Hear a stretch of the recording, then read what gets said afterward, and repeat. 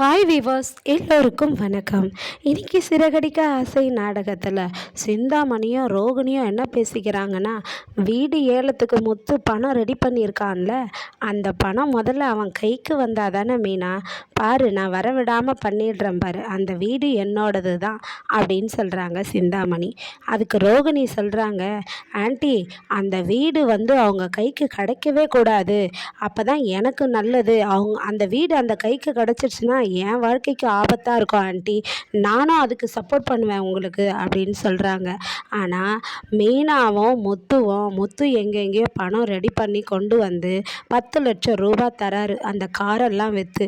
உடனே மீனா அதை வாங்கிக்கிறாங்க. ஏங்க எனக்கு உங்களை நினச்சா ஆச்சரியமாக இருக்குதுங்க அப்படின்னு சொல்கிறாங்க. ஏன் மீனா அப்படின்னா, இல்லை அந்த பழைய காரு வேஸ்ட்டு, ஆனால் அது திறமையோடு நல்லா புதுசாக ரெடி பண்ணி விற்று இவ்வளோ அழகாக பணம் கொண்டு வந்துட்டீங்களே அப்படின்னு சொல்கிறாங்க.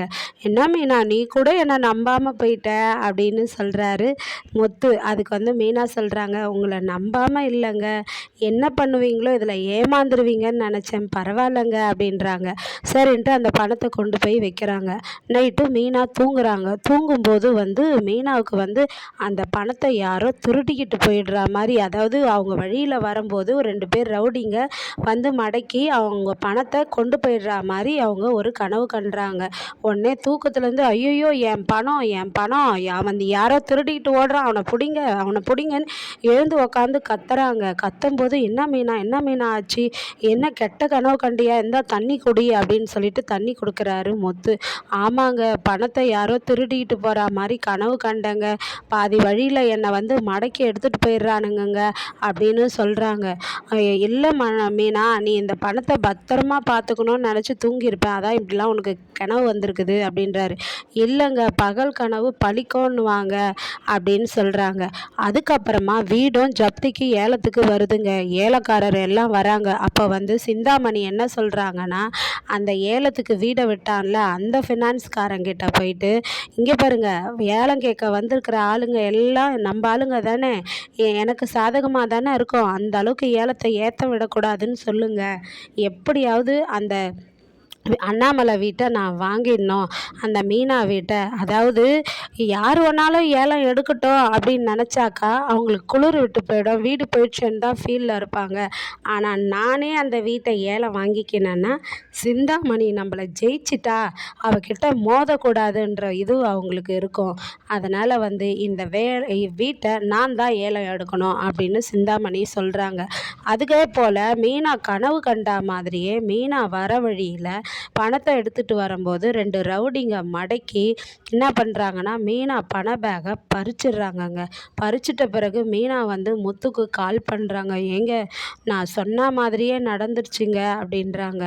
அப்புறம் முத்துவும் என்ன பண்ணுறாருன்னா, அவர் போகிற வழியிலையும் அவரையும் ஃபாலோ பண்ணுறாங்க. மீனா சரி நீ எதுவும் கவலைப்படாத, நீ போ ஏலம் கேட்குற இடத்துக்குன்றாங்க.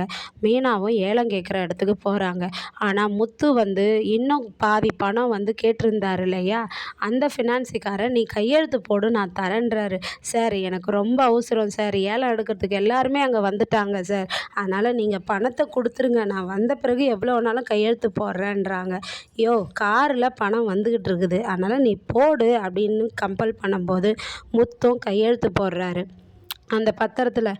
முத்தும் வெயிட் பண்ணுறாரு. சார் ப்ளீஸ் சார், வந்துட்டாங்களாம் சார் ஏலம் எடுக்கிறதுக்கு, நீங்கள் என்ன சார் இவ்வளோ லேட் பண்ணுறீங்க, என் வீடு கையை விட்டு போயிடும் சார், ஃபோன் போட்டு கேளுங்க சார் என்னும்போது உடனே அவர் ஃபோன் போட்டு கேட்குறாரு, வண்டி எங்கே வந்துட்டுருக்குதுன்னு. உடனே அவன் காருக்காரன் சொல்கிறான், வர வழியில் போலீஸ் அவனை பிடிச்சிருச்சு, லைசன்ஸ் இல்லையா, அதனால் வண்டி நிற்கிதான் அப்படின்னு சொல்கிறாரு.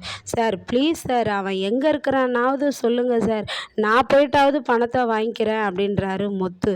ஆனால் சிந்தாமணி இங்கே மீனா ஏலம் எடுக்கிறத வரத்தை பார்த்ததும் சிந்தாமணி அவங்கள ரொம்ப கிண்டல் பண்ணுறாங்க. என்ன மீனா, எதுக்கு நீ இங்கே வந்த, உங்கள் வீட்டை தான் என் கைக்கு வரப்போதே, இப்போ தான் என்ன பண்ணுவேன், இப்போ நீ ஒன்றுமே பண்ண முடியாதுன்றாங்க. இல்லை, எங்கள் வீட்டை எங்களால் மீட்க தான் முடியல, ஆனால் ஏலம் எடுக்கிறதையாவது நான் பார்க்கலான்னு வந்தேன் அப்படின்னு சொல்கிறாங்க மீனா.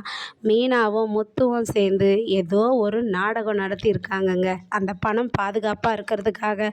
அதுவும் இல்லாமல் முத்துக்கு அந்த ஃபைனான்ஸ்காரு பணம் தருவாரா, இல்லை ஏலமும் வந்துடுது, ஏலம் என் வீடு இவங்க கையை விட்டு போயிடுமான்ற கதையை நாளைக்கு பார்ப்போம். அதுவரையும் காத்திருப்போம். நன்றி. பாய்.